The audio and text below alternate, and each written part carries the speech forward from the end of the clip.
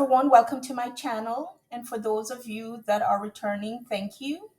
CNN said that Meghan went to Nigeria Duchess and came back a princess. And when we watched the trip unfold, we saw how organized it was, how everything was flawlessly executed, and how jam packed the schedule was, and how much they got done. And one of the things that I heard from during the comments from some of the royalists and commentators is that Harry and Meghan were greeted like royalty, and that should not happen. That greeting is supposed to be reserved for the royal family.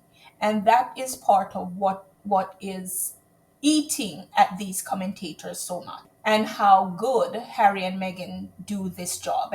And before Harry and Meghan left, they were trying to scandalize the trip by talking the most horrendous things about Nigeria, highlighting some of the most horrendous aspects of Nigeria, a country that has over 226 million people.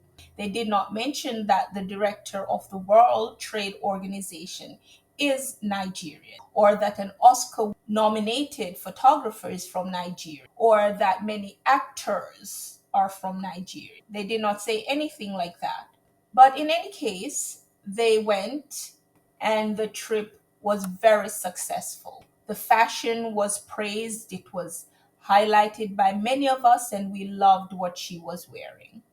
And then when they came back to a firestorm where the US media had picked up about some delinquency with Archwell Foundation, which was not true. And now they're talking about what the First Lady said and if she was dragging Meghan. And as I said yesterday in my video, she was not. She was talking about the girls there, and it's unfortunate that she did not have a well thought out speech. But other than what she said, what I'm looking at is that many of these people that previously were saying the most horrible things about Nigeria is now taking the First Lady's word. Even if the First Lady had said what was dragging Meghan, why is that country that they were saying such horrible things, why now is her word so important? So while they're doing all of that, they have fans arguing among ourselves.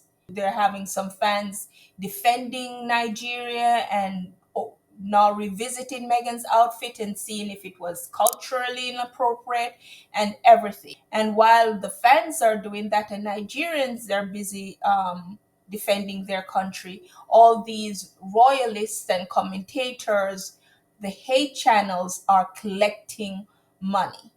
I hope we remember that Meghan and Harry know exactly who they are, and they are traveling in the best circles and the best company, and they have the best advisors. They're not Kensington Palace that is floundering and don't know what to do and lying. Harry and Meghan are handling their business. But during this I was reminded of something that Meghan said about the way you dressed and how that should be perceived. And I've attached that video, a clip of that video here. It's just a short section when she was on Larry King years ago. I hope you watch that, and thank you for joining me today. Please leave your comments below and talk to you soon. Bye. Get typecast?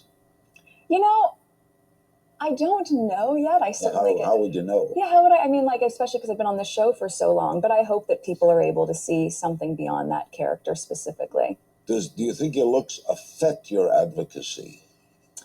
Well, you know, I think this is You're not the average American woman, Meghan, admit it. Well, I would like to think that I am. Okay. Well, here we go. Here's what I would say about that.